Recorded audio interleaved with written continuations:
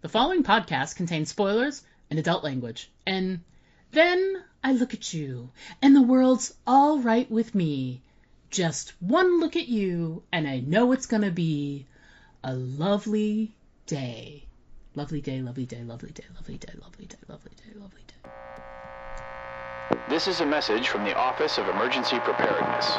Due to the recent crisis, we ask that you remain in your homes. Do not attempt to communicate or interact with the creatures, even if they are people you know. Lock your doors. Bar your windows. Evil is coming. It's time for Aim for the Head, a horror apocalypse entertainment podcast. And now, here are your hosts, Diana and Steve. Hi, and welcome back to Aim for the Head podcast. I'm Diana. And I'm Steve. This week, I can't believe it, we're halfway through already. This week we're discussing the fourth episode from the Boroughs. Title of this episode is Forbidden Fruit. And if you are new to the podcast, folks, what we like to do is we will first get a little sort of quick shot, like, how did you feel about this episode? We'll talk a little bit, description of the episode, writer and director of the episode, and then get into our individual points. So first up will be our quick thoughts on the episode. And Steve, you went first last week, so it is my turn to go first. Ooh, fancy. All right. So for Forbidden Fruit, let me ask myself, what did you think of this episode? And I will tell you, I really liked it. One of the things we talked about last week was this sort of like, we got, the Scooby Gang is together and they're working together as a team. And this was just a furthering of that. I love the combination of Judy and Wally and Sam. I just think like their personalities are just such a good mixture of like, there's a lot of diversity there with like goofiness, seriousness, Sam is grumpy and Wally is like really like light and airy and makes a lot of jokes, and Judy's very like, she's all business. It's just, it's a really good combination of people, and it's just like, it's great because they're doing sort of like serious things like this investigation, but they're also, the jokes and the one-liners are hilarious. So yeah, I'm loving that. I'm loving the side story of what's happening to Art, like trying to figure out what's happening there. It's so mysterious. It's great to sort of have that story playing out and it's running kind of parallel with what's going on with the Scooby Gang. And oh my god, the scenes with Renee when she goes investigating Hank and his family and all that is really, really great, because I have no idea where that's going to lead. But there's definitely a lot of funny stuff, but there's a handful of moments that really, really upped the creep factor. So I'm very excited to watch the next episode. So how about you? What did you think of Forbidden Fruit? I was very disappointed it was forbidden because it was really good. Okay, good. Yeah, this episode was great. Right on par with episode 3, although I think episode 3 is still, like I said, my favorite overall. But yeah, I mean, we get the deepening of the mystery, where another layer of the onion is kind of peeled away, where this is all about Hank and what's going on with him. And I think this just proves to everybody that, nowadays, all you need is a screen photo of someone and you can pretty much find out anything you want on the internet. You know what I mean? Yep. It's just... because she takes like she takes a picture with her phone of the screen of the security footage of Hank, and it Google searches it, and it's a hit, and finds out a lot about his past and all that stuff, right? I mean, it's just crazy. But yeah, and they're like kind of like you said, there's still some just comic genius moments in this episode. In particular, Dennis O'Hare he is just serious in this episode. Him. He's really great. Yeah. Oh, yeah. And whether he's dealing with Judy, whether he's dealing with Sam, or even Renee. I mean, all three of them, he kind of had some fun light moments. And definitely is, like you said, like that, keeping it light kind of a person that I think both you and I really appreciate a lot. And yeah, so overall, just like you, I really like this episode. I thought it keeps it moving. We get a little bit more into the mystery. There's still some suspenseful stuff, some scary stuff, a little like creepy stuff, and yet at the same time they managed to make you laugh. And I think this episode, last week's episode was like 40 minutes. This week's episode was like 48. So again, nice. It just shoots right past. I mean, it is a very fast 48 minutes. So yeah, high quality TV. I really liked it, and I can't wait to kind of get into the moments here, because there were some funny ones and some cool ones. So yeah. Good times. All right, so before we get into the nitty-gritty and start talking our top moments from the episode, let's remind ourselves what the episode description was, and then we will pivot to discussion on the writer and the director. So, Steve, go right ahead. All right. Well, like we said, this is the Netflix series The Boroughs, episode 1.4, entitled Forbidden Fruit. And the description we got from the chatbots is as follows. Art savors the fruits of his explorations. See what they did there? I see what they did there.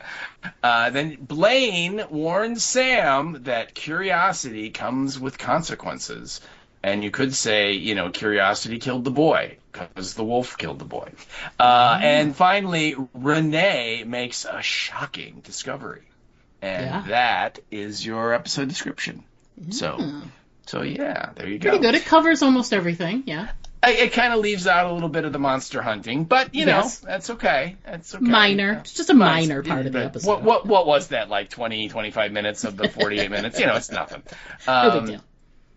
All right, so moving along to our writer and our director. And the director for this week is the same director we had last week. And one of the things I mentioned last week was that the director for that episode directed 4 of the 8 episodes of this show. So, and seeing as how that was episode 3 and that was the first one, you could pretty much assume that the next... most of the next ones. Of the next 4 we have left, she's going to be directing 3 of them. So, or I guess 2 of them, technically, because this was the second one of the 4 she's done. So, but anyway, but the writer is new. So we have a new writer, but we have the same director. So jumping into it, our director, because we already covered her, is this gal named Augustine Frizzell. And like I said last week, she's not got a lot of directing credits yet, so she's kind of just getting going. She directed a thing called Witch Mountain. She directed 1 episode of the HBO series Euphoria, and she directed a short called Never Going Back.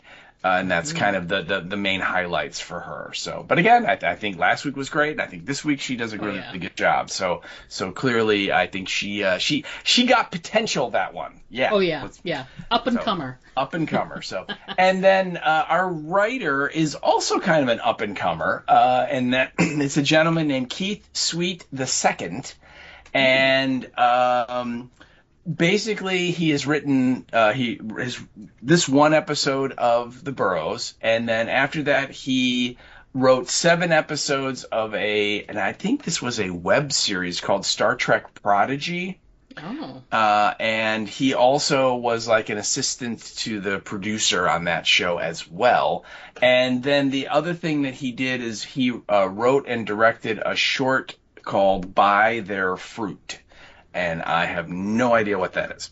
But that's it. I mean, that literally is it. He the rest of his IMDb resume is non-existent. There's nothing else. He didn't act in anything. He didn't produce anything. I mean, so these are kind of the things that he did. So he, again, just much like Augustine Frizzell, is a younger person, newer to the business, just getting started. So. I thought he did a pretty good job with the script. I thought there were some very fun, light moments, some laughing, jokey moments, and yet he also managed to, make some what's going to happen moments. So absolutely. So good job. So that is our writer and our director. Nice. So, it's interesting. Like I said when I said, the things I liked about the episode. It's interesting when a show does something like this, which is the side story with Art, which is the thing that opens the episode, which is why it's part of the discussion. Is it's not common that you'll see a show that has like there's this main storyline that's going along, right, and these other major characters are. I mean, Art is literally like, he's experiencing something that is clearly in direct correlation with what our Scooby Gang is trying to figure out what's going on, what they're investigating. But he has no idea what they're doing, has no idea about any of this other stuff that's happening within the neighborhood. He just has this singular thing, and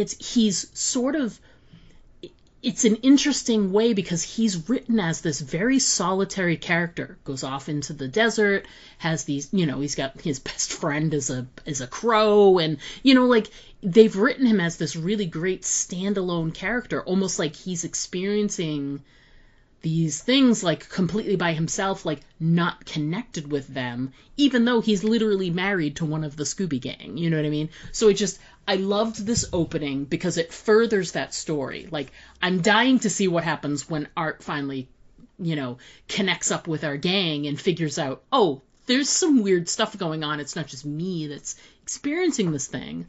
And just his whole, like, transformation after, and it was called Forbidden Fruit, the episode, and he ate of the forbidden fruit, and what a change. I mean, just the opening scene in the gas station was just so... It's just so visceral, He's going through this, like, odd change, where he's... Basically, it looks like he's de-aging, like he's getting younger. It does? It does? How interesting for a TV show that's all about seniors. And I just loved, we get him in this gas station. He asks to go to the restroom. He's in the restroom and has the experience, which gives him this great quote, which you included, which, like we were saying, the writing for the episode really leaned into some of these one-liners and some great funny lines amidst some of these, like, more serious storylines. So let's chat about your first line there, and then we'll get to mine from the same scene. He, I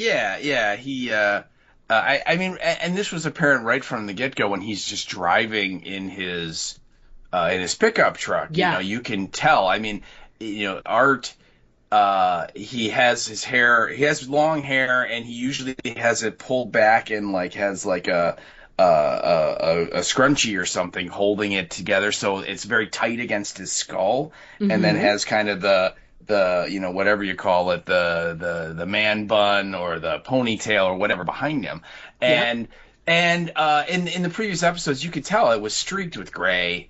Oh, yeah. And I mean, because he's an older gentleman, and that's what happens, and so on. It's he's also not hiding it. He doesn't dye his hair or any of that stuff. He's like, this is who I am.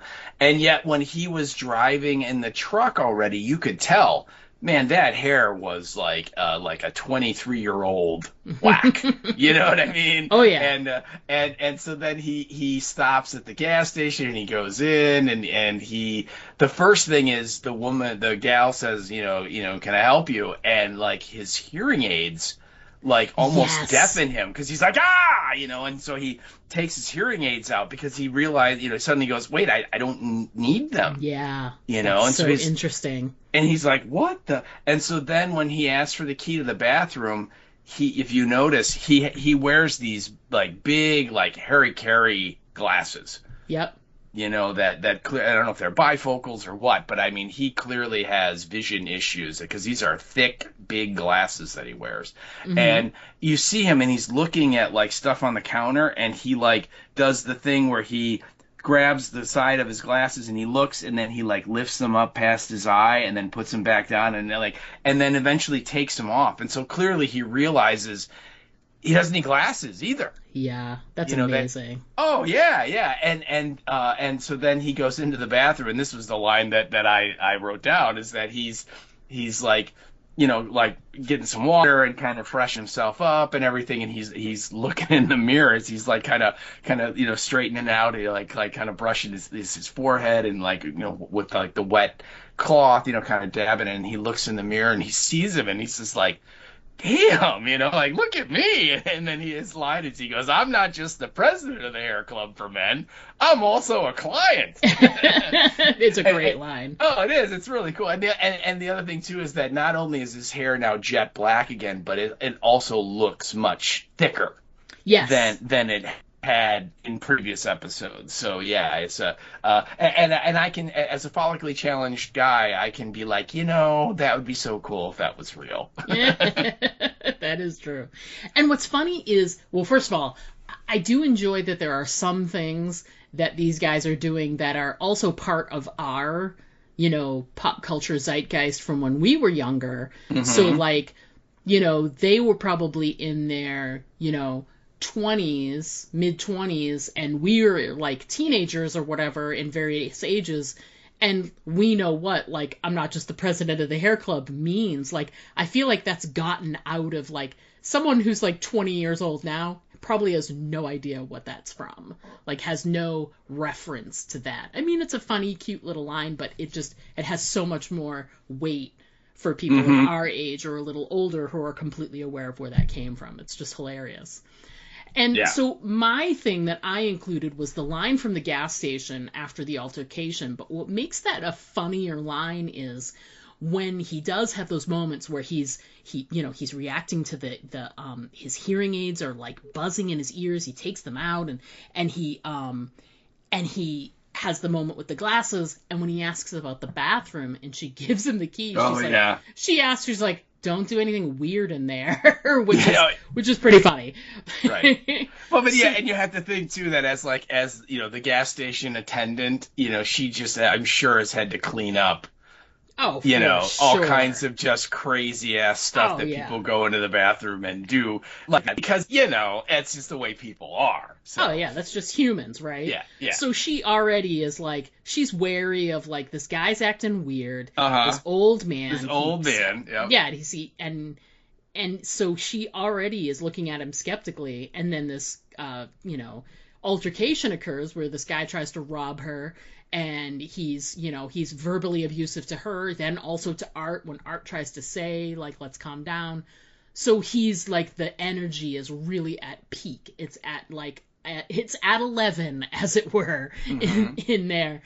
And then Art realizes he still has the key, which is on like the long wooden stick, like it normally is at like a gas station.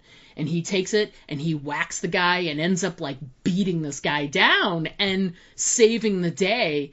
And the girl behind the counter goes, "That was awesome." Oh yeah. It's just like, what would have made it even funnier is if she was like filming it for social media. That would have been great.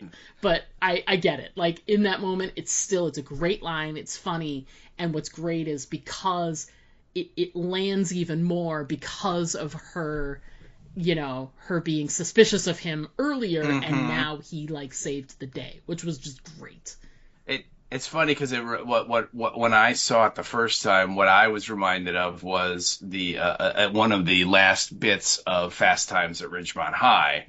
When Judge Reinhold is working in like a convenience store, and Sean Penn's Jeff Spicoli comes in to get something, and a dude comes in and tries to rob them, and Judge Reinhold like smashes the guy's head with like the coffee pot or something and foils the robbery, and literally Spicoli's like, "That was awesome, totally awesome." And so it kind of, and I'm wondering if they're playing on that because that was her line too, so, which again would be a movie that clearly was in the wheelhouse of all of these characters when they were younger. So yeah.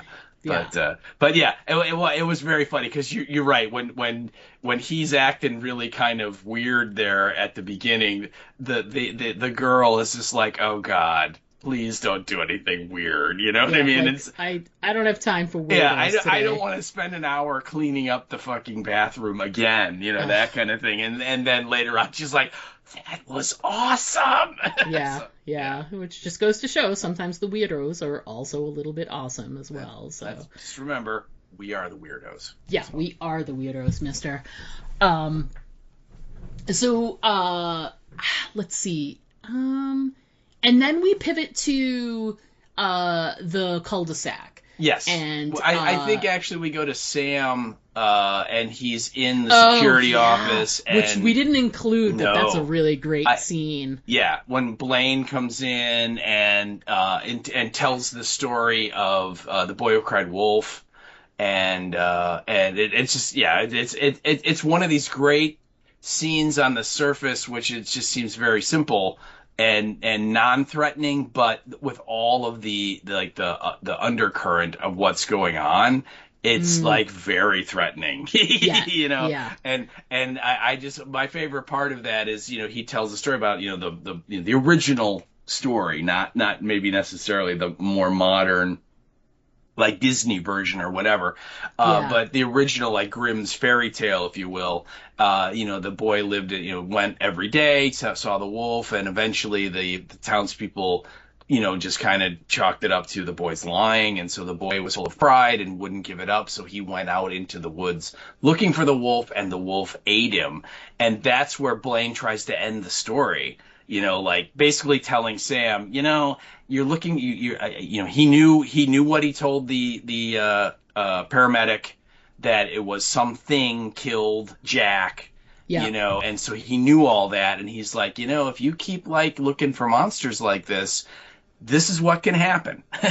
Basically is what he's saying, you know, that you could be the boy that's crying wolf here, and look, this is what happened to that kid when he persisted. And then I like that Sam just goes right back in his face and goes, you left out the end of the story. And Blaine's like, what's that? And he's like, well, the townspeople, they went into the woods and they killed the wolf. And again, it's a really great scene. There's lots of menace and sort of suggested in it, but that happens. And so then he goes, they let him go. Cause as Blaine points out, we're not the cops, you know, Yeah, and you can tell because, like, the room he's in, I got a better look at it second time through, and it's basically just like a locked waiting room. Right. Because it's just these comfortable, sort of scooped-out plastic chairs, but in between each chair, you look at it, there's like a little blankie. Oh, yeah. So if you're cold and you need a blanket, it's there. So it's all this, like, you know, it's non-threatening and it's supposed to be comforting in some ways. And it was just, it's hilarious too, because it's this like menacing moment too with Blaine, and you're like, oh my God, like he's threatening Sam, and he's not being very subtle about it. That's the thing that's interesting, you know. Right. He thinks he's acting subtly, you know, like speaking in you know, story and metaphor and all this other stuff, but it's really he's being very clear about what he's saying. Very clear. And he also points out that Edward has died. Yes, which was surprising, and that really shook Sam. Yeah, because he understands what it means too. Well, because then he finishes it up, because he says almost exactly the same thing about Edward, where he's like, yeah, he was having a lot of problems. He was seeing monsters, and he was, you know, causing disturbances and things like, which was exactly what he had just said about Sam. He was getting into uncomfortable scrapes. Scrapes, yes, which was the way. Yeah. Oh, so great. So Sam is there, and meanwhile, our Scooby Gang, 2 of the 3, are back at the cul-de-sac. We get, before we get to our Scooby Gang, we get the morning after with Paz and Renee. Yes. And it's this really funny moment, because the final scene... Is it funny? Really? Is it? It's more like freaks me out, personally, because the last thing that happens in the episode is the creature comes into her bedroom, and you see it is, you know, extracting stuff from her as well with her open mouth.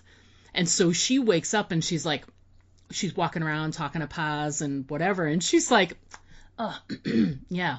And he's like, are you okay? And she's like, yeah, I got a little tickle. And she's just like touching her throat and whatever. And let me tell you, do you know how often I wake up in the morning and I'm like, yeah, just it'll take a little bit. I got a little tickle first thing in the morning. Oh my God.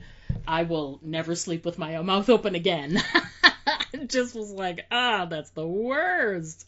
But it's a really good, like, you know, you have to assume that it's, and of course you know because you've watched. For me, like, I have to assume that this is happening in every bedroom in the whole place. So I'm just curious how that's going to play out. But yeah, that was a great little, you know, we check back in with the lovely couple, and the first thing is, you know, don't mind me, got a little tickle this morning. Creepy. But made you wonder about this morning, huh? Did it? Yeah, all the time. And so their scene sort of comes to an end, but it's on a kind of a negative note, because, you know, he's trying to be very, I want to see you again. She's almost like being the stereotypical dude, where she's like, oh, well, we don't have to go somewhere. Why don't you come here and I can make dinner? Mm-hmm. Almost like she doesn't want to be seen in public with him. That's right. And he recognizes it, and he calls her on it, and they have like sort of a little tiff, little fight. Tiff. Yeah, little tiff. Yeah. And he's upset, which he has every right to be, and he grabs his stuff and he goes to leave, but you see him when he leaves that Wally is out front of his, and he's like, oh, because he sees a little walk of shame happening there. Yep. And he's like, oh. And then that leads into the next scene, which is our 2/3 of the Scooby Gang, and it's Judy and Wally, and that's your stuff too. Yeah. I think Renee she definitely considers Paz to be a moped at this point, and that is a lot of fun to ride. You just don't want to be seen in public with one. Oh. And because he like suggests going to see a movie, he suggests going to a concert, and she's just sort of like, no. And then he's like, what's going on? And then she proposes that, why don't you just come over here and I'll burn dinner for you, you know? And he's just like, what do you mean? And she's like, you know, you go out in public, people look, and it's a whole thing. And he's like, well, who cares what they think? I don't care. And she's like, yeah, that's what they all say. Oh. You know, and so, yeah, clearly. And he even asked, like, this is, I'm not like the first younger guy you've ever, you know, gone out with or dated. And yeah, it reveals a little bit about her. And her, you know, what she, you know, how she approaches relationships, and that, you know, I'm guessing that there are many. Yeah. You know, and they're very kind of short-lived kind of things. So yeah. Temporary. Yes, yeah. And what did he call himself? Like a sneaky treat? Yeah, exactly. Or something. Yeah. And she's like, "Oh, I like that." And he's like, "That's not making me feel better." Yeah, he's like, "That's not a good thing." Yeah. Right. It's like, no. But anyway, so yeah, he leaves. Wally sees her, and then out comes Judy, and you know, Judy's like, "You didn't wake me up for my shift," because they've like decided we're gonna stay up, keep an eye, see if Sam came. I guess let you sleep or whatever. It just seemed very chill. You know, what's going on, you know, and all this. And he's got like all this like research in front of him, and he's highlighting stuff as he's sipping his coffee. So he's clearly like doing some kind of medical work into what they're, you know, doing, you know, and looking at his results or whatever on some of the tests that he's run or whatever. And she's like, "Man, you seem to be very, very chipper and you know, not freaked out at all." And he's like, "No, not really." And he like lifts up some of the papers, and there's like a Michael Myers starter knife right there, you know, just within easy hand reach, you know. And it's great because Judy kind of looks at him and goes, "This is our life now. Sleeping in shifts and hiding knives." So stereotypical, but it's nice to have it like called out, like, this is crazy living, and it, you know, just, I'm gonna comment on it no matter how strange it is. It's really great. Yeah. Love it. Good stuff. Yeah. Let's. So then Sam comes back. Yep. Yeah, and we get this really great. Then they all sort of they all go together. This is both our next points, is them talking through what their next sort of steps are. But this is a really great scene when Sam gets back. They get inside his house, they start chatting, and they do start talking about plans and stuff, but he tells them what he just experienced and all the stuff that he went through, and he tells them about how, because it starts to get like, oh, well, what's the big deal? What's the big deal? And he's like, they killed Edward. He's gone. And that really sort of brings them down to earth for just a second to just make this like, this is serious business that's happening here. Edward, and he admits it. He's like, Edward helped me, and it feels like he was killed because of that, because he gave me information. So, we're either got to do this or not do, like, we either got to forget all about this, or we got to, there's no half-assing this. We got to do what we're got to do, and so they go through what they think their plan's going to be, and it's not terrible. Wally starts out with talking about, like, what he thinks, is being pulled from people. That's the first thing. He knows that there's some kind of, removal of bodily something that's happening while they're inside someone's mouth. And then when he looks at the space of where it's happening to people, he knows now that it's probably the fluid that's around your brain, the intracranial fluid or whatever. But there's this great moment where he's talking about, I can't even remember if it was about the fluid or something else, or he's talking about, the fluid around your brain, and then it's Sam who answers. He's like, oh, the intracranial fluid or whatever. And Wally's answer, somebody took AP Bio, which I just thought was great.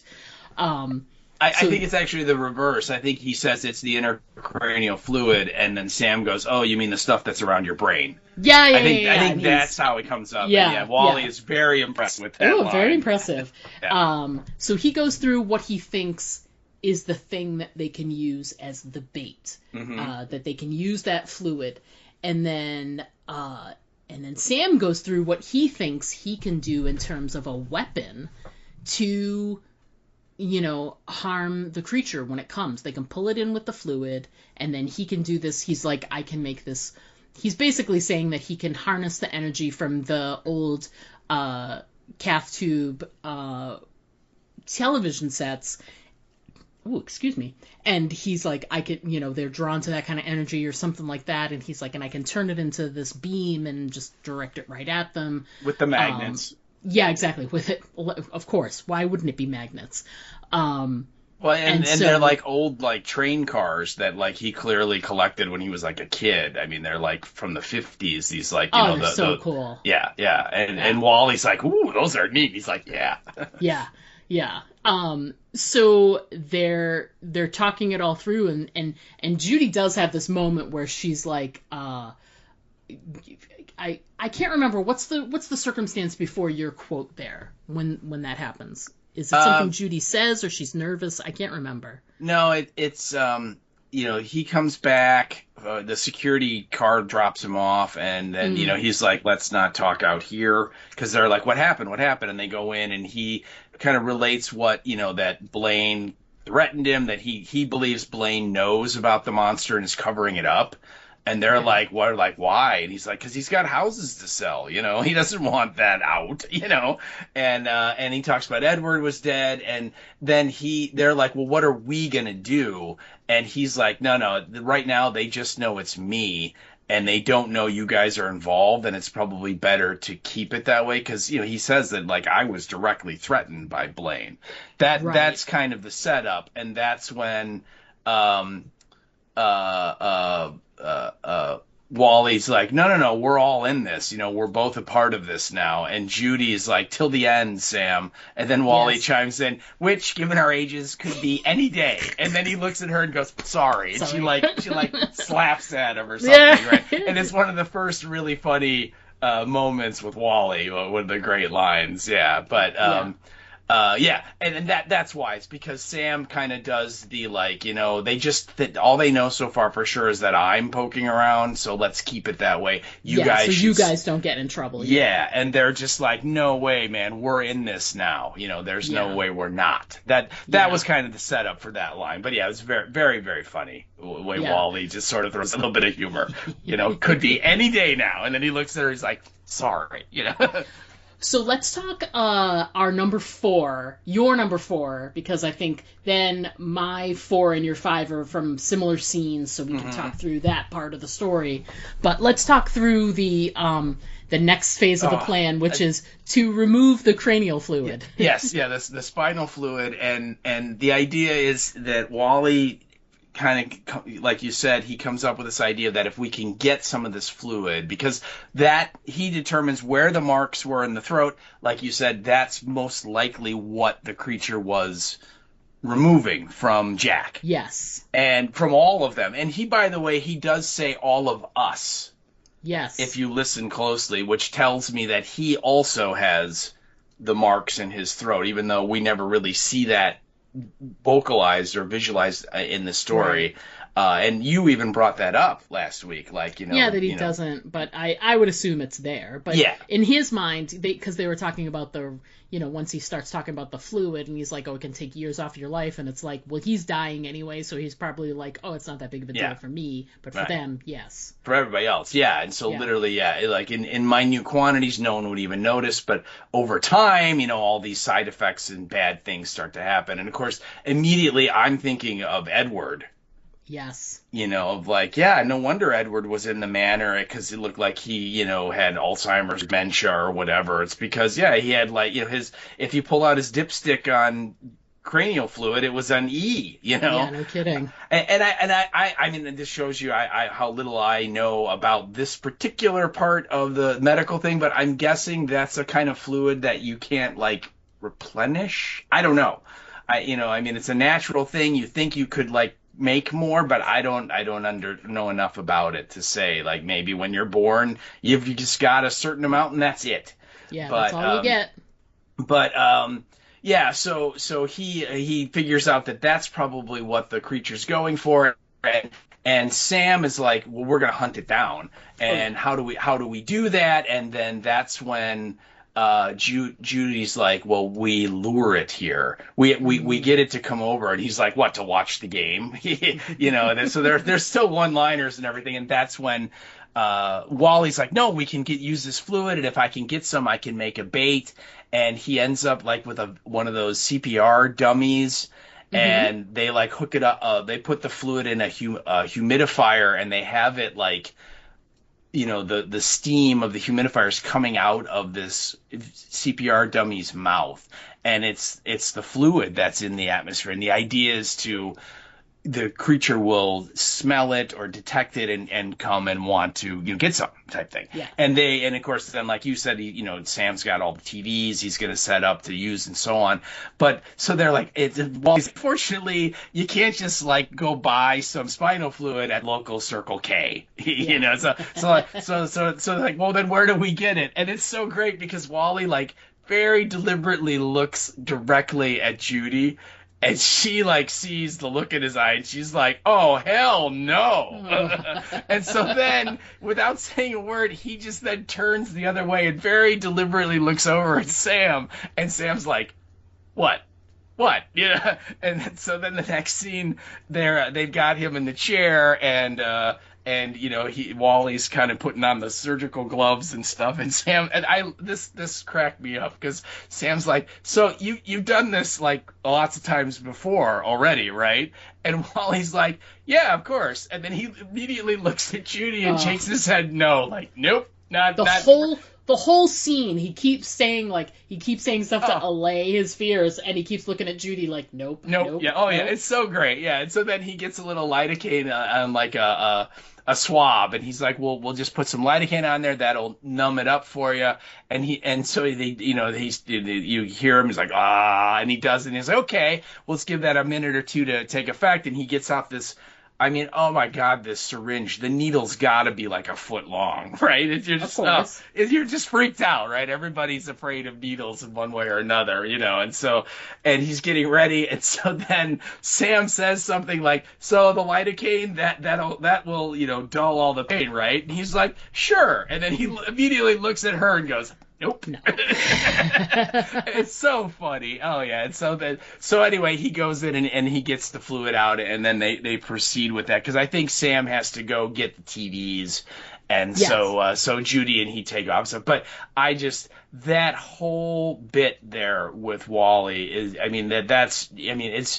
it's just highlight stuff for Dennis O'Hare. I mean, he just is so funny in that sequence. Oh God. Yeah. I didn't write anything down specific. I just wrote the spinal fluid draining scene because it was hilarious, all of it. So Absolutely. And it's a really, it's the best scene in the episode to show like what I was talking about at the beginning, which was these three and their personalities, and his really comes out. This is really his scene, and it just his sense of humor and knowing like I have to say yes to make Sam feel better, but he wants to make sure Judy understands. No, I've never done this, and I don't know. You know what I mean? It's really just really well done. It's so funny, and you're just laughing along with them. Yeah, and so then when Sam and Judy leave, there's also a real short scene where Wally goes to see Renee because she like sends him a text.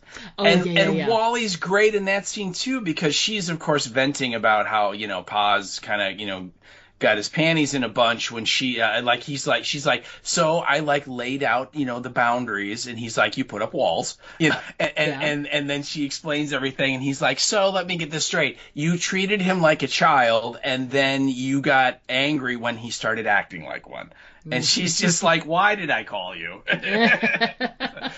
But anyway, so yeah, and that was kind of like the tour de force episode for Dennis O'Hare, because he gets to, kind of crack wise with just about everybody. The only person he didn't crack wise with was Art. And that's because Art was on his own little thing the whole episode. Otherwise, he would have. So, absolutely. Anyway, I had to make that one of my points, because I just thought that whole sequence you're just chuckling at just how irreverent he is, and what is a very serious thing. I mean, he's literally stabbing this guy in the mouth into his brain and pulling out fluid, and he's throwing one-liners the whole time.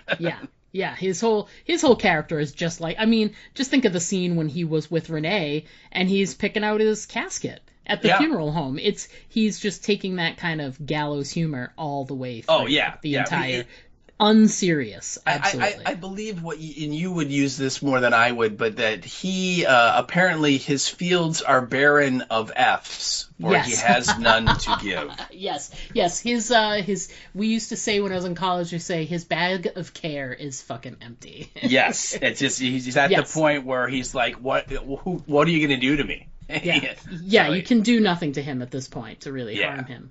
So speaking of Renee, yes, there was a really funny scene, and what was great is because Renee is treating it like it's this end of the world thing. She's like texts him SOS, and he's like, oh my God, that's it? Oh God, thank He's God. like, oh my God, are you okay? And of course he's thinking like, the monster, right? It could be anything now, and she's just like, it's a boy. He's like, oh, it's just a boy. Thank God. Okay. Yeah, it was so funny.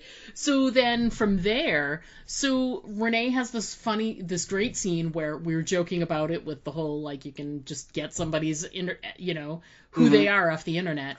Well, doesn't he suggest that, because she says that she really likes Paz and he's not like the other ones, and Wally's like, then you have to be different, and he's like, you have to like go get a hotel room and like fork the walls down or something, right? Which is great. What a great line. And he says like, go be a whore in Sedona, and so she goes back to her house, and then she's like making like trying to get a reservation when this thing happens. So anyway, she's on the phone, and the closed circuit TV stuff that Paz set up for her, she gets this, notification on the screen that there's movement there, and she sees this image, and it's Hank, the guy from the security department, who is, we saw him do this already, where he goes and is in the row where her, stolen pieces are, and he's there in her, workshop,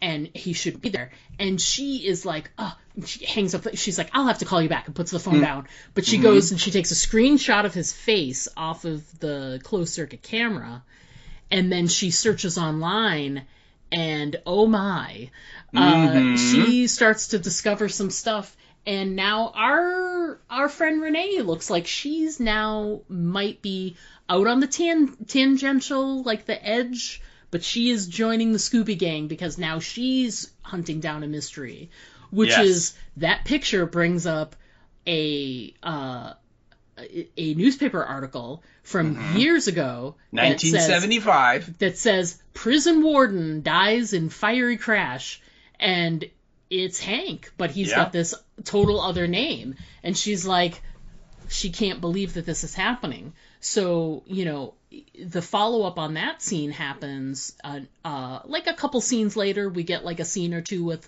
our Scooby Gang. We get back to, or scene with Art, as it were. I can't remember which one. But we get back to Renee, and she starts hunting down this mystery. And she follows it all the way to what on paper is supposed to be his son.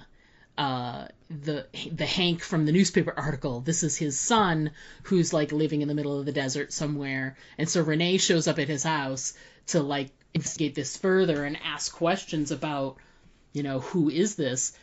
But there's this really great line that she says before she leaves her apartment, and that's your line there, and then it goes on with the rest of the scene.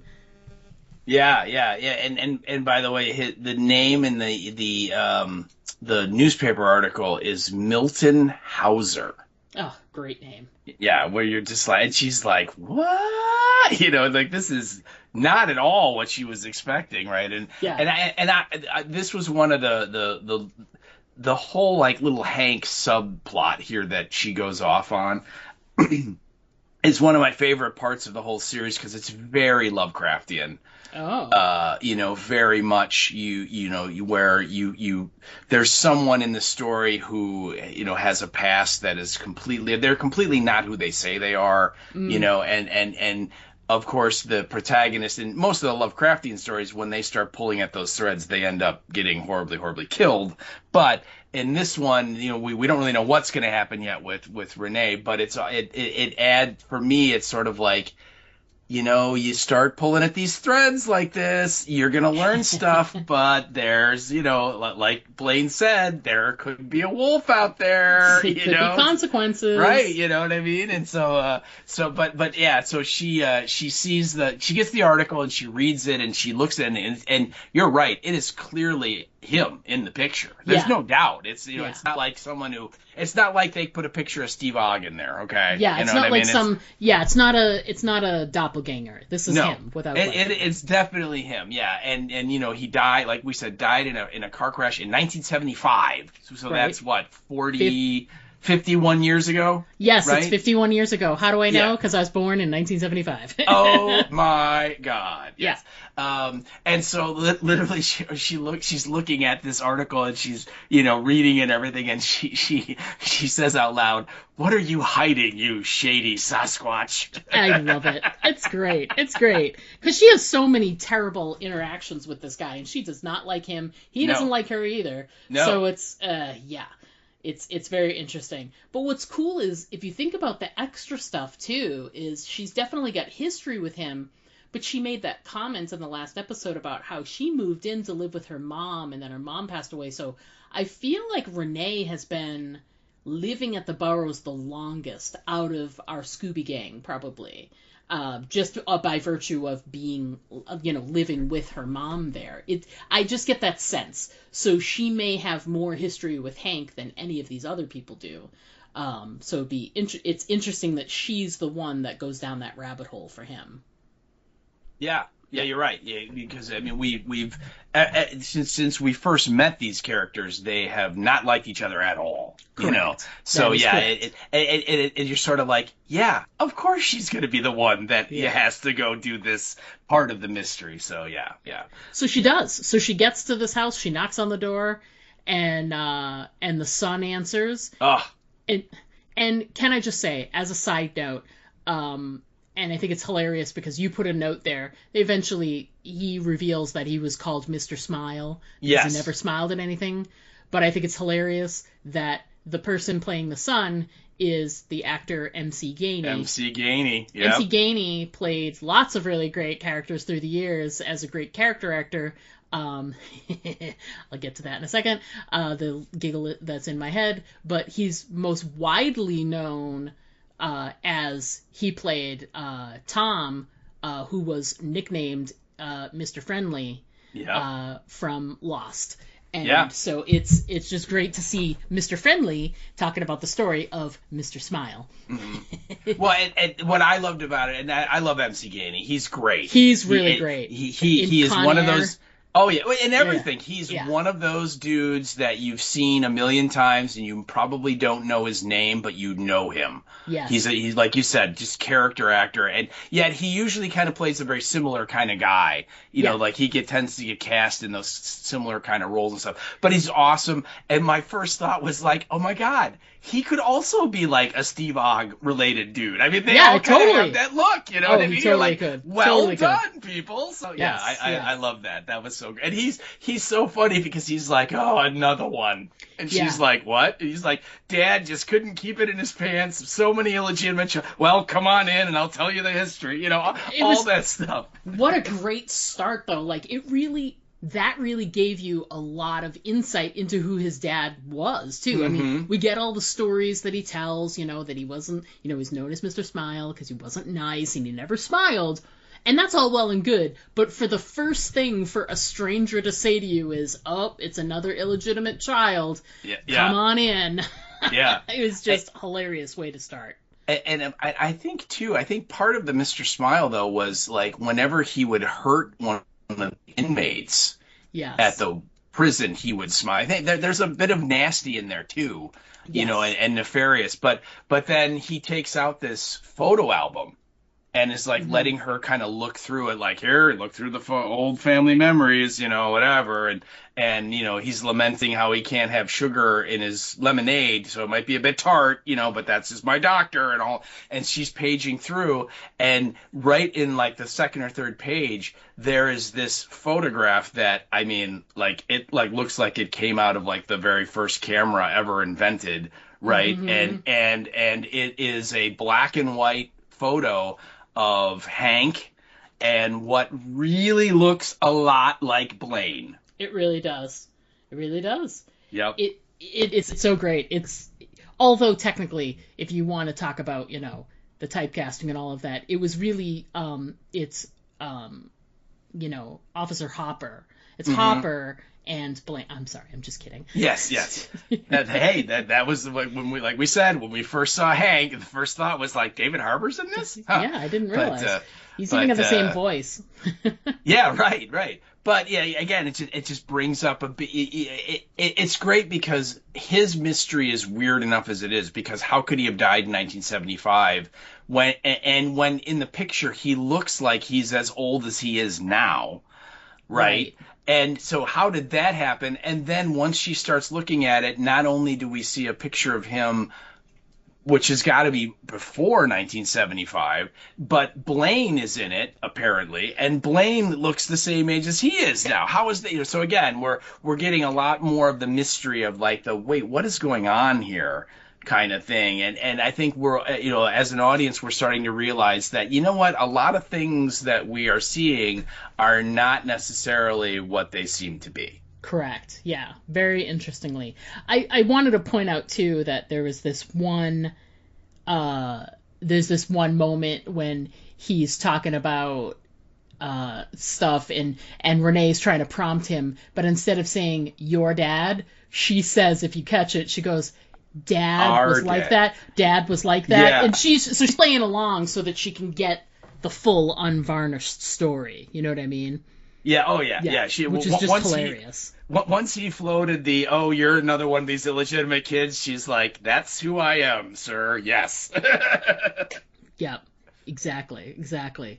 I loved this scene. I thought it was great, especially since like she's just like this amateur sleuth trying to figure it out. So she goes through a lot of lengths to like, because it could, it really looked a lot like Hank in that article, but when she gets there and sees the pictures, and it's like, okay, in the pictures he is Hank. There's no question he's Hank. But like in the, that could happen. Like this is my doppelganger that was in this accident or whatever. Could that be? Sure. I mean, they have all those stories about, hey, look at this old picture from the 1860s, and the guy looks like Robin Williams or Nicolas Cage or whatever it was. It's one of those things that roams the internet or whatever. But, could this have been that? But she goes down that rabbit hole and she gets the answers, and it's going to be very interesting to see how that plays out, especially considering how the episode ends. So I really loved this scene with Renee. But my thing is, I hope Renee and Art, since they're on these sort of parallel paths where they don't know what the Scooby Gang is doing, they're going on their own journeys. I just personally, I want her brought into the fold. I want Art brought into the fold. I want Renee brought into the fold. I want to see, all five, Wonder Twin powers activate, and like all five of them work together to solve the mystery. So I'm hoping that happens soon. But anyway. Well, I think we can all see that like Renee and Art are definitely learning like different like facets of what's going on, like a small part of it, but they have no idea of the bigger picture yet. Yes. And eventually, and I think, and in this, I hope I'm not doing any spoiling here, but there's going to be a moment where they're going to interact with Sam and Judy and Wally, and they're going to go, hey, you want to know what I've been up to? You know what I mean? So they are going to share with the class, and that you're right. And at that moment, then it's going to be all of them working as the Scooby Gang, and we will no longer have these sort of like, I'm going to go do my thing and you're going to go do your thing, and so on. But yeah. And again, they're learning, the other group, like the Wally, Sam, Judy thing, they have no idea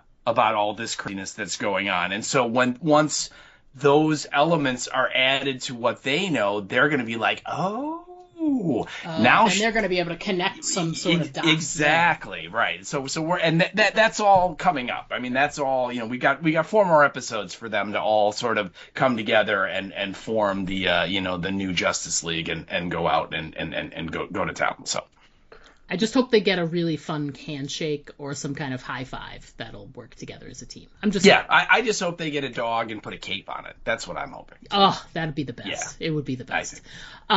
So the last 2 scenes of the episode are your number 6 and then my number 5, yes, sort of sequentially. So we just were talking about what she finds out, what Renee finds out about Hank, but then Paz really hits the jackpot while he's back at the office, and he has his scene there, which is just fantastic. So let's talk about your number 6, which comes right not very long after the Renee scene. So you're already thinking strange things about Hank, and then you get this. Yeah, and so Paz is. And I think we get at the beginning of this scene a little bit earlier, because Paz is in the office and he's looking at his phone at like his text message with Renee, which is funny because when Renee is eating the pie in the restaurant when Wally comes to see her, she is also looking at the exact same text chain, trying to figure out what to say. Like what do I say? What do I type in here? That kind of thing. But and these anyway, he's there and these 2 people come in and they're having an argument about like the guy's dog is pooping on her lawn or something, and Hank comes out of the office and is like, "Why are you wasting time with this? I told you don't come back here." And Blaine shows up and he's like, "What are you doing? We don't talk to residents like that," and really dresses him down. And basically says this, Paz here doesn't know his name. He's like, he's one of our best, and he'll take your statement, which I thought was kind of funny because it's like, you don't know his name yet, he's one of your best. Okay, sure. But then he's like, Hank, can I talk to you for a minute downstairs? And just the way he says that, and of course Hank's like, downstairs? Sure. And so they go off, but it was weird, right? It was like, why wouldn't you just go into his office? But so he does. And so, then things go on. And when we cut back to Paz, he's still up at the desk at the office. And he realizes that I think he finishes the report and he drops it off in Hank's office. And then he realizes that Hank's not back yet. And he's like, oh, what the heck? And on Hank's desk is his security card, that you swipe to open the doors. So he grabs it, and so he, again, what is it they say about the cat and curiosity? Yeah, all of that, right? But he's like, nope, I'm gonna go see where Hank is, and so he goes down into the basement, and it's just kind of this big, open kind of space, and on one far wall there's a security door that's closed, and it has a little keypad and all that stuff where you swipe the card. And so as he gets over there, he hears someone talking, and so he goes to hide, and I think his phone rings or something, and so he's trying to silence it, and Hank comes out of that room and apparently doesn't hear him and just goes and walks right past him and goes up the stairs and goes back up to the main floor. And so, again, dude, what are you doing? Right? It's like, come on, at least tell someone where you are. You know what I mean? Send a message to Renee that says, hey, I'm down in the basement checking something out if I don't hear from you ever again. So he goes up and he swipes the card and unlocks the door and he opens it. And we don't see what he sees, but he literally is like, holy, and I think he's about ready to drop the F-bomb when Hank doubles back behind him and zaps him with a taser or something and literally knocks him out. And as he's on the ground and Hank's dragging him away, he's like, I told you not to get involved, amigo, or something like that. You should have left well enough alone, dude. And literally, I'm just like, pause. What are you doing, man? Don't open the door. What are you doing? Come on, think. You're not in a horror movie. You're in a horror series. Yeah. We got time to let this spread out. Go upstairs and come down and look when he's right. gone. Wait for him to go home. Yeah. But so anyway, I have to ask, what do you think he saw? What do you think is behind that door? I was gonna ask you the same question. I don't know, but it sounds like something animal because something is making twittering and clittering noises or whatever. There was definitely a noise like that coming from on the other side. You're right. I got that sense too. Yeah. Yeah. So I feel I get the sense that yes, that it's a but what I think is most interesting to me is everything plays out you get this sense of hierarchy, and I up until this episode was okay, well, Blaine is obviously in charge of something and he's got minions, and now we know that Hank is definitely one of his minions, and based on that picture they've been together for quite some time as a duo. Mm-hmm. But Blaine isn't the one in charge because he's on the phone in there and he says he's talking to someone about what's going on or whatever. So he's speaking to someone while this is Hank I'm speaking of. Excuse me. Hank's in there when the door's shut while Paz is going to go over and listen or see what's going on over there before his phone goes off. And so Blaine has already left. So those are my questions, which is who was Hank talking to, either on the phone or maybe there's a walkie-talkie or who the hell knows. But we only got one side of the conversation, so I would assume it's a phone of some kind. And so Hank's talking to someone, so that's a mystery. But then he opens up the door. First of all, it's lit inside. It's red, mm-hmm. which is very interesting. And it does sound like there's some kind of animals in there. Now, just because it sounds like there's animals, it doesn't mean that the creatures are in there.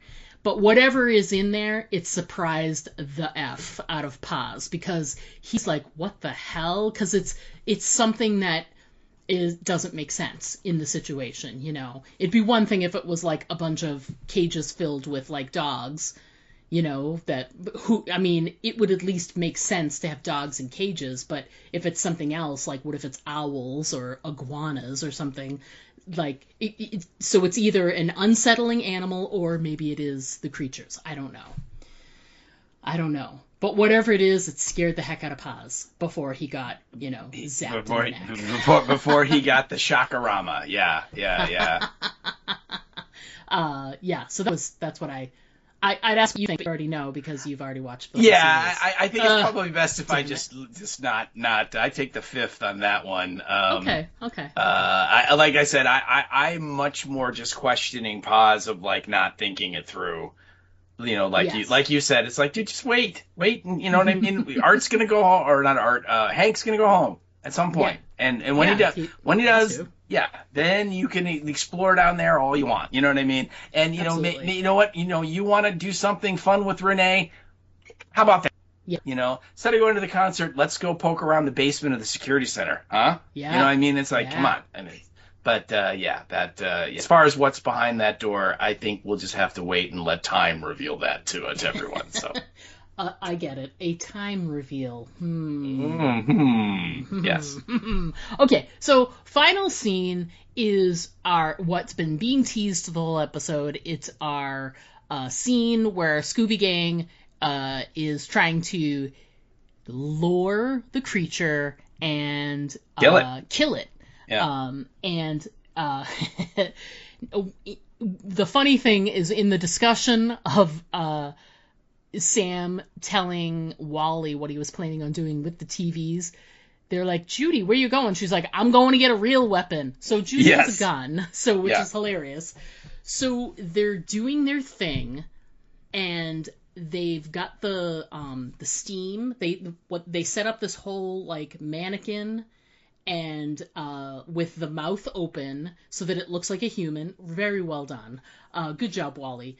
And he sets up a humidifier with the mist that comes out, and he puts the cerebral fluid in there so that the mist is sort of coming out of the mouth, and it has the fluid in there, so that's the thing that's going to pull them in.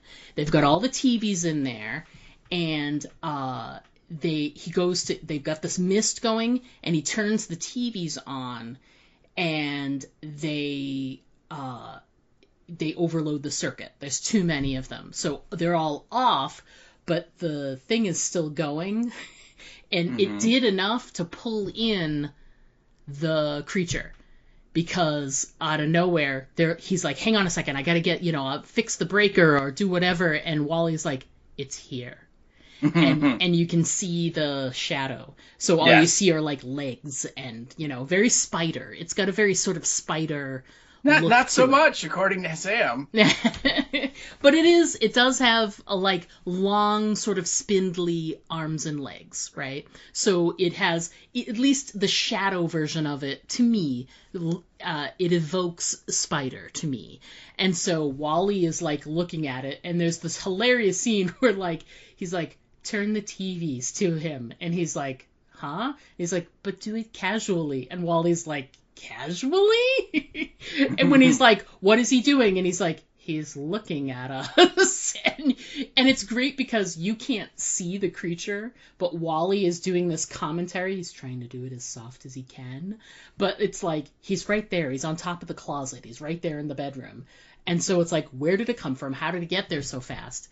And they're trying to turn the TVs to get this going, and they're talking or whatever. Judy comes in and sees it, shoots the thing, and it starts to run down the hall. Judy shoots it again, she hilarious, because she shoots and she's like, I got it, I think I got it, and it's like, oh my god. So they're trying to figure out where it went, because now it's disappeared. And they can see there's a little bit of blue on the floor. Oh, a lot, yeah. Yeah, there's like the fluid, just like they got from when he hit it with the hammer. Yep. So it's very similar. It's the same kind of fluid. And they follow into the other room, and then they see that the door to the oven is open. And so they go up to the oven, and they open it further and look inside. And it's like the scene in Lost when they opened up the hatch and you see the camera from inside the hatch looking up at the faces that are looking down the hatch. And that is exactly what is happening. And it's Sam and Wally and Judy, and they are looking down, and then the camera just starts to descend so that you can see that there's some type of shaft that is attached to Sam's stove, and it just descends, and it keeps going down, down, down, down, down, down. And just when you're like, oh my god, that's really, then boom, that's the end of the episode. Yeah.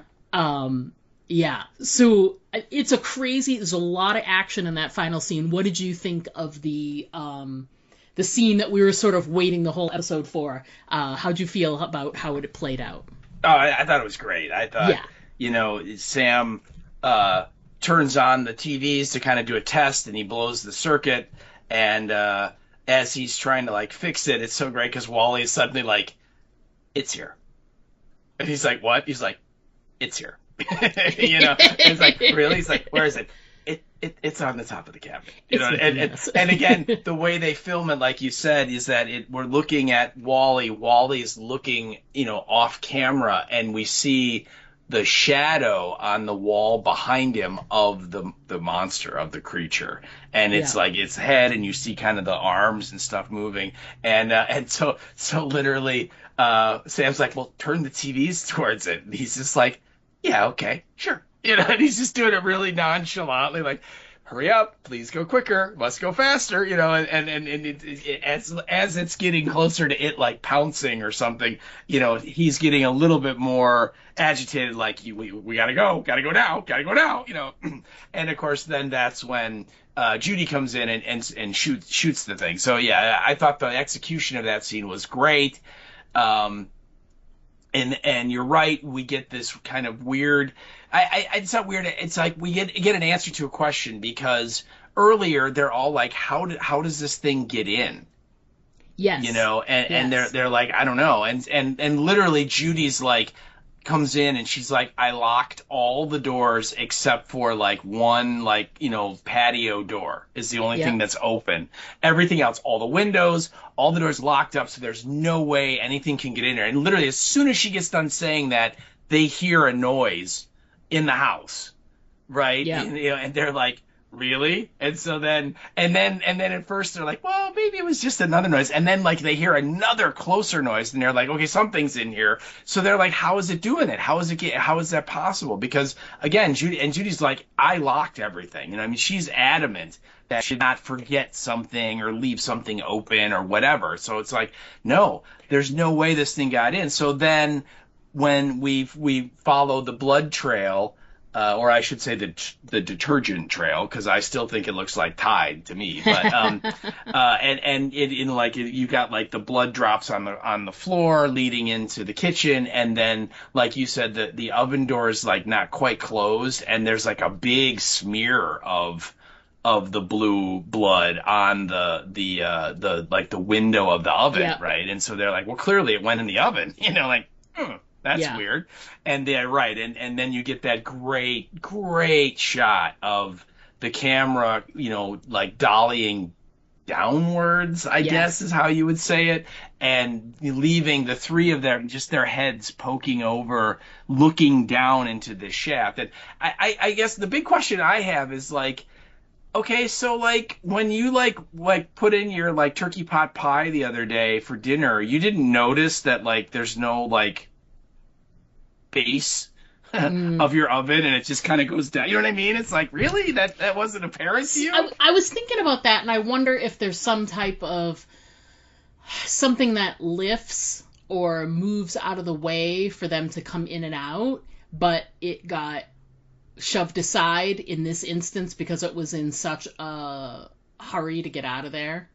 So, maybe it doesn't always look the way it does. Maybe there's like a hatch, lid that just got, pushed out of the way or whatever. I don't know.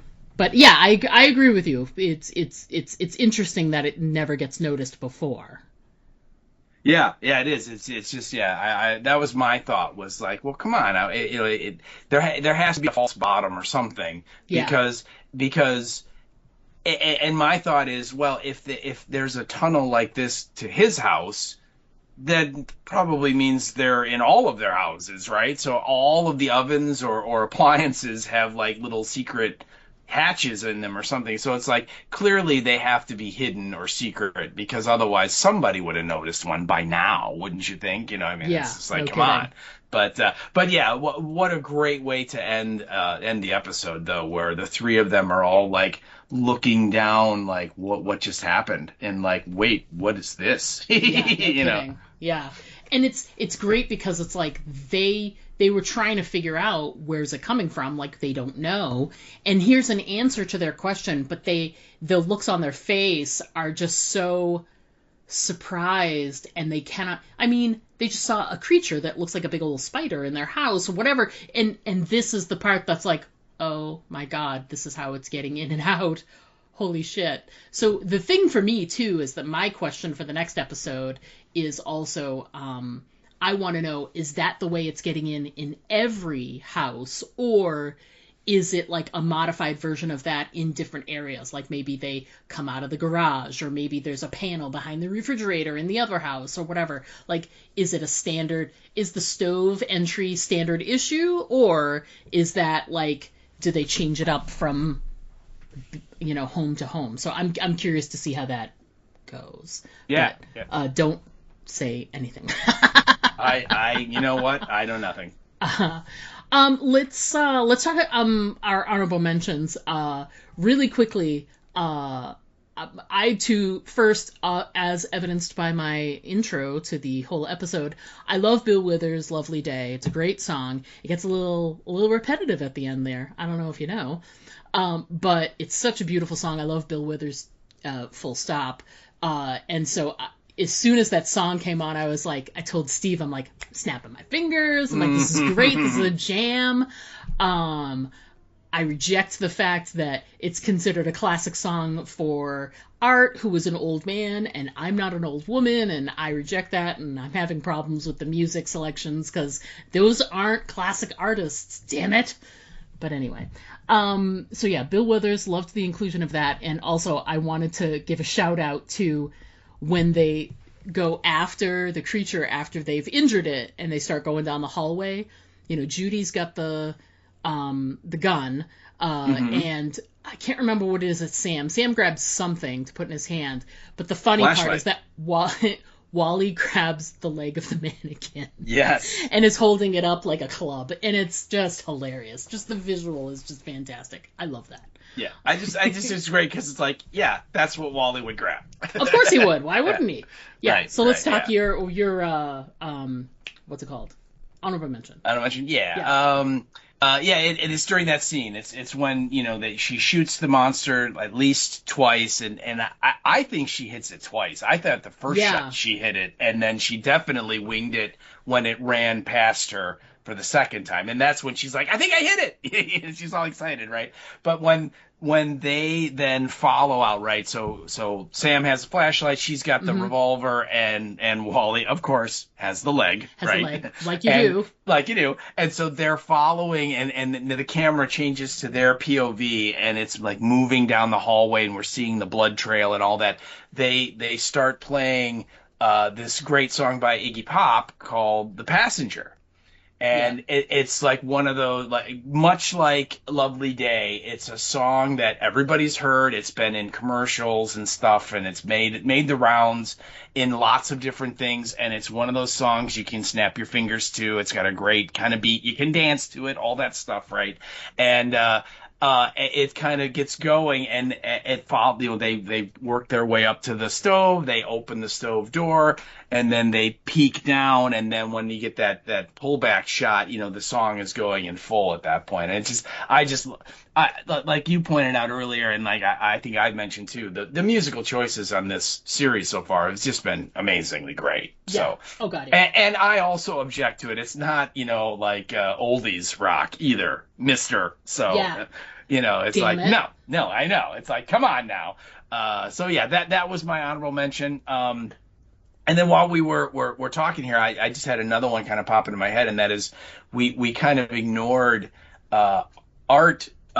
We see him after the sequence in the Quickie Mart or the gas station, he comes back to the Boroughs, and of course Judy isn't home. She's over at Sam's, and so he literally like goes out, and you get this like montage of him like living it up. And he's like, you know, at the driving range, and he's hitting the ball so far that like people are like applauding around him and stuff. And he goes like salsa dancing, and he's like dancing up a storm. And in between him doing all this stuff, you see him, and he's like taking more and more bites out of this peach. He's like eating the peach as he's going about. Yep. And ultimately he ends up in and then I love it when he's like doing all the tequila shots with all the old ladies by the pool. But ultimately he ends up in this bar, and Blaine's wife is there, right? And she's, you know, sitting by herself, and I think what's her name, Annalise, I think is her name, right?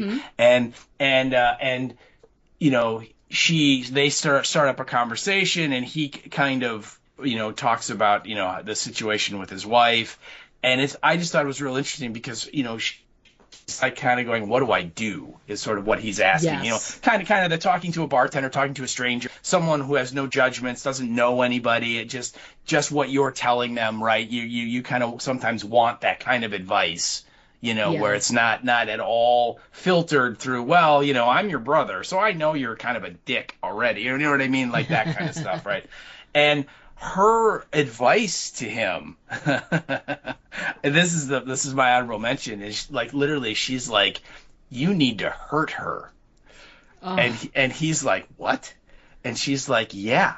Because, and, you know, she's like, and he's like, yeah, but she's slept with other people. She's like, I'm not talking about sex. I'm talking about love.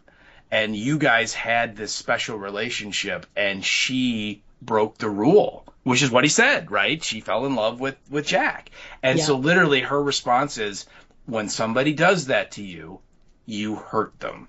And it's just I mean, we don't really know much about her. We've only seen her in like one or two other scenes so far, and so for her, like that's like her first major thing. You're like, holy crap! Although she did kind of have that weird conversation with Judy at funeral or at the do. So, but anyway, when that happened, I'm like, I want to know more about her. Who is she in all of this? Because clearly, if she's with Blaine, she's up to her elbows, you know, and whatever's going on.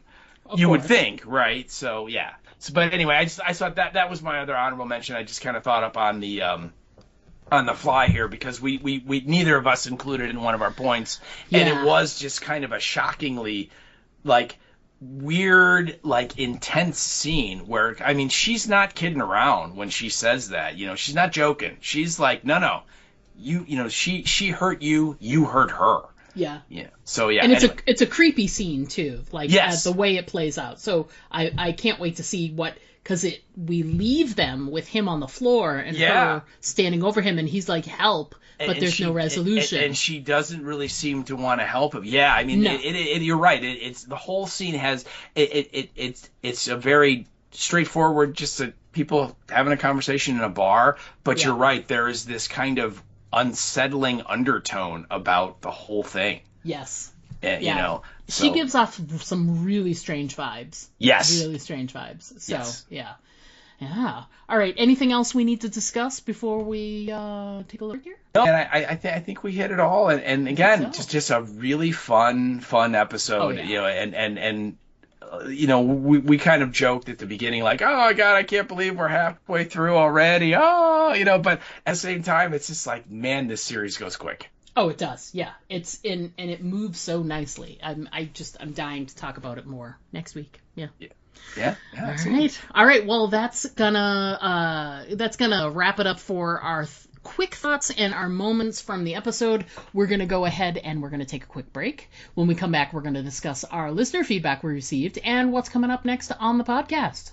All right, so everybody please stick around because we will be right back. Now there's about 20 of them out there. What will we do? Don't worry, we're safe in here. They'll never get in. Why is it that in every zombie story, people always think that their safe haven is invulnerable? I know. It's like, hello, the walkers are totally going to get in. You better get ready for it. No! Diane, get behind me. No, it's not stopping. Do something, Jack! And another thing, how come nobody in a zombie story has ever seen a zombie story? Do you know how much time in human life would be saved if just one person in the group was up on the genre? What do we do? Aim for the head. What? Aim for the head. You heard them. Aim for the head! Quick, Diane, I think we should try and fix the barricades. I think we should listen to them. Now, that's the first good idea they've had all episode. I still don't think they're gonna make it. Aim for the Head, a horror apocalypse entertainment podcast. Join hosts Diana and Steve as they recap and discuss the best of horror, sci-fi, fantasy, and apocalyptic entertainment. Aim for the Head, available wherever you listen to podcasts. Find us on Instagram and Blue Sky. Hey there, this is Greg Nicotero, and you're listening to Aim for the Head podcast with Diana and Steve. And don't forget to always aim for the head, because body shots, they really just don't work. Hey there, everybody. We are back. We're going to jump right into our listener feedback, chat a little bit about what's coming up on the podcast, and wrap it up for you for this week. So coming up, feedback. Bing, bing, bing.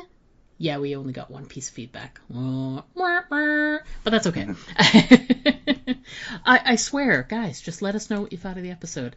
It'd be great. We'd love to hear it. Even if it's a one-liner. Even if it's a one-worder. Loved it. One-worder, whatever. yeah. Yeah, that's it. Hated it. Hated it. So our tried and true Erica Price wrote in to us via the Facebook. Hey, Erica. Her thoughts on episode 4, Forbidden Fruit, are as follows. Go Art. It looks like he found the peaches of youth. Huh? I see what you did there. That's I good see stuff. too. I know, right? She continues on and says, well, Blaine could not get any creepier. He definitely killed Edward. Yeah. Yeah. Dang, Renee, don't kick Paz to the curb already. He's so hot. He's easy on the eyes. And then she continues and says, the secret's out anyway. Wally saw his walk of shame. Ouch. No way is anybody using a needle like that on me. Me too. And then she has a good observation. Oh, the old TV in the first episode was Sam's. I thought it came with the house. My bad. Who is the weirdo lady drinking with Art? Is that Blaine's wife? Yes. Yes, So it is. Hank is immortal? And then Paz, what did you get yourself into? Yeah, that's what I said too. Like, Paz, what are you doing, buddy? The interesting thing about Blaine's wife is, if you notice too, like, she has a very distinct, like, throwback vintage hairstyle too. I was very, very interested in that. I was watching a lot of her and her actions, how she carried herself. Very, like, 60s, 50s, whatever. Wherever it is she's from. So I don't know what you're talking about. I know. But anyway, great thoughts, Erica, as always. Thanks for always writing in. We look forward to reading your shit every week. It's great. Absolutely, yeah. Yeah. And I just have to say, I think all of us watching this episode totally were on Judy's side when they were talking about where they're going to get the fluid from. And she was like, oh, hell no. Hell no. Yeah, if he could do it by, like, a little bit in, like, the neck or the back of the head or, like your spine, but in the, oh my God. No, there's no way. No way at all. Yeah, no way in hell. Yep. No way in hell. Coming up next week on the podcast, we're going to continue our coverage of the Boroughs. Next week is episode number 5. 5 is alive. And title of the episode is Another Beautiful Day. And the description that we get, and I'm so excited, Sam, Judy, and Wally uncover a new side of the Boroughs. Is it the bottom side? The upside Possibly, down? maybe. Renee and Paz go on a road trip. Interesting.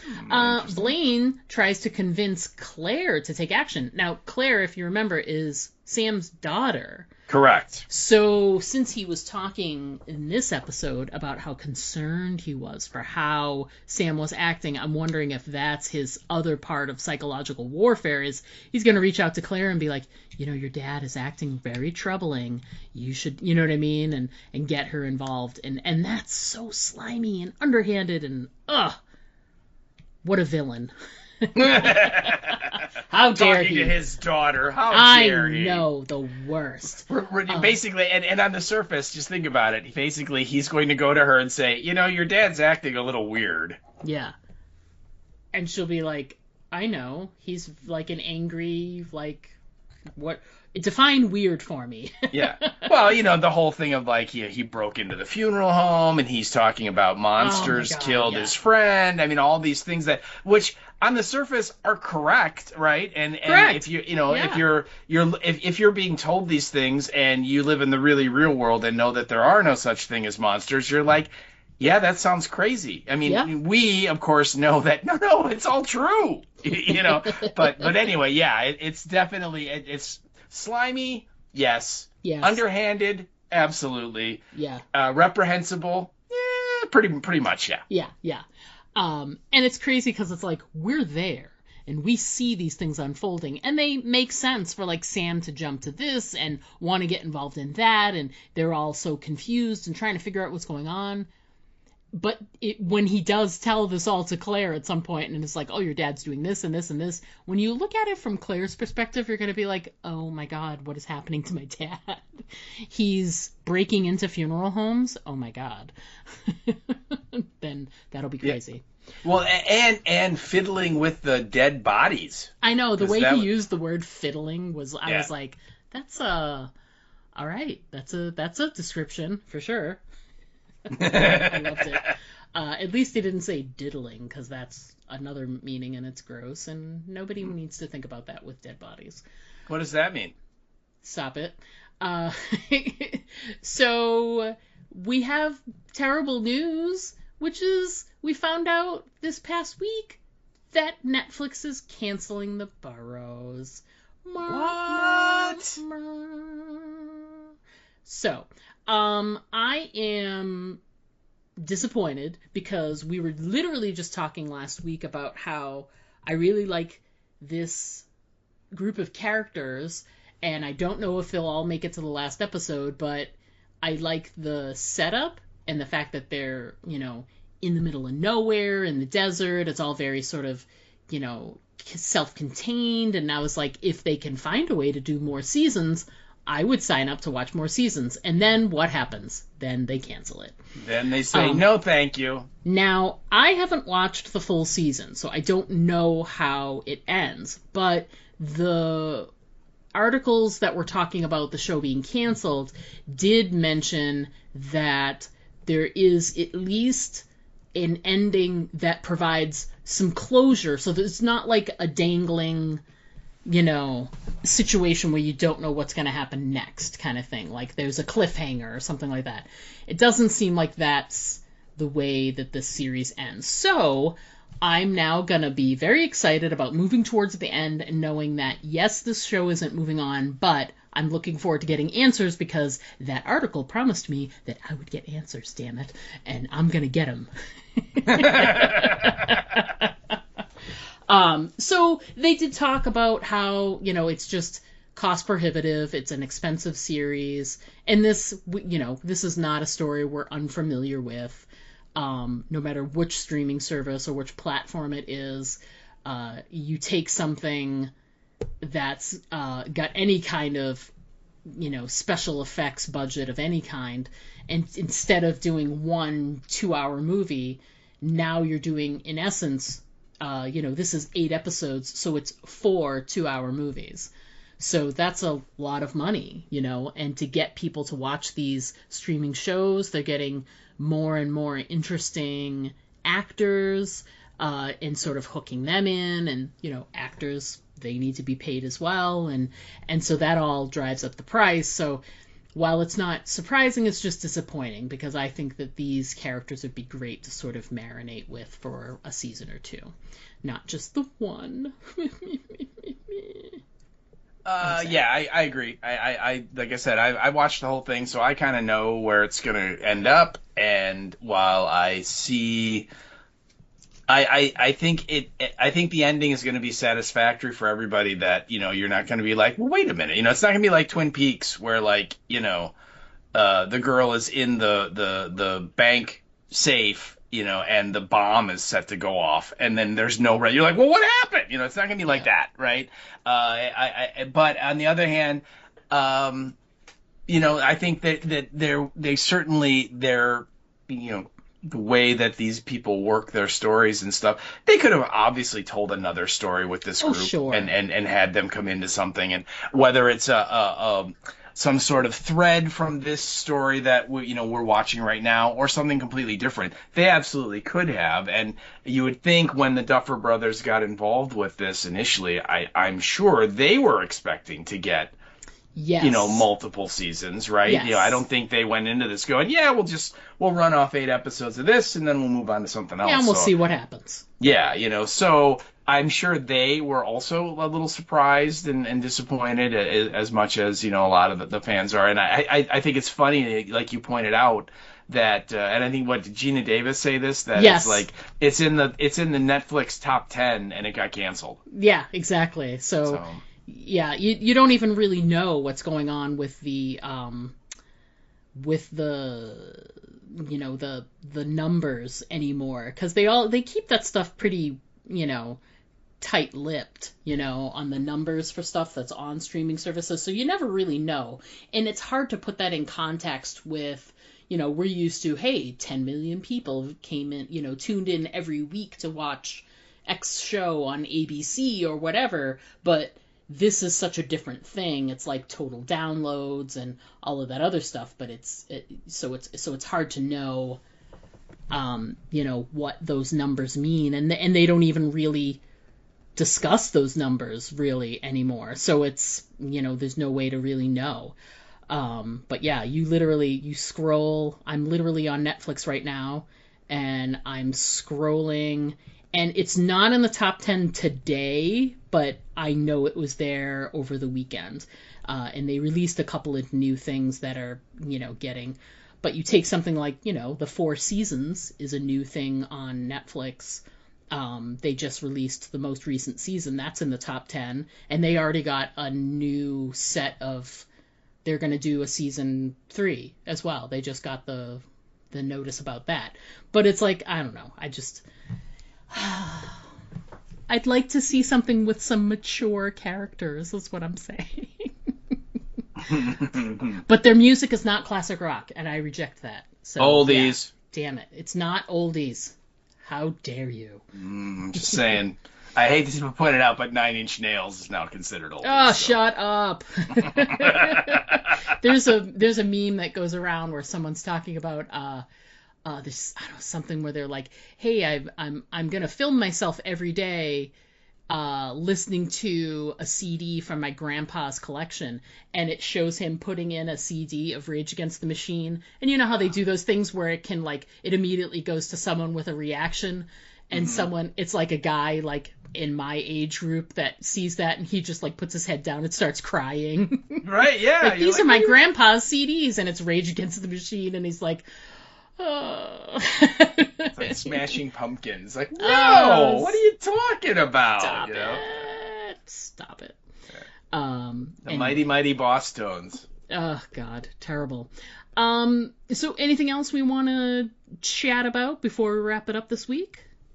No, the only thing I would say is that this weekend Supergirl opens in the movie theaters, and I don't know what people, what their love or affinity for comic book movies are, but if you've been paying attention on the socials, Millie Alcock, she plays Supergirl, she's the star of the movie. Yeah. She has been getting just like, raked over the coals. Yeah. Before the movie hasn't even come out yet, and people are just really attacking her and the movie. And so, I have no affinity towards her. I like the Superman, storyline. I like the character of Supergirl. I was going to go see it anyway, but now I'm thinking, just to kind of stick it to all of these, internet trolls, I think everyone should go see it. And you rip on it all you want, and the movie makes $180 trillion. Who's laughing now? So if you get a chance, get out there and see. I think it appeals on a lot of levels. So hopefully it does make a decent amount the first weekend or two. I mean, there's built-in audience for a lot of that stuff. But it's summertime, kids are off school, it's a young girl, so it's like you can tap into that part of the audience, so you just really hope that it does well. And I haven't seen a lot, but the commercials I've seen, it looks really good, It looks like it's gonna at least be entertaining, like it's gonna have action and it'll be entertaining. And, Jason Momoa's in it, so there you go. And who could... It's Duncan, Idaho. I know. Come who on. can say no to that? I mean, come on. Right. Come on. Why would you? So that's going to wrap it up for us this week, guys. We look forward to chatting with you next week when we discuss episode 5 of The Boroughs. But until then, as always, I'm Diana. And I'm Steve. Don't forget to always aim for the head. Because those body shots, they just don't work. To send us an email, write us at aimfortheheadpodcast@gmail.com. And our Twitter handle is @AFTH Podcast. Pictures and video are always welcome at our Instagram account, Aim for the Head Podcast, all one word. But the best way to keep in touch with us is to just like our Facebook page to get all of our updates in your feed.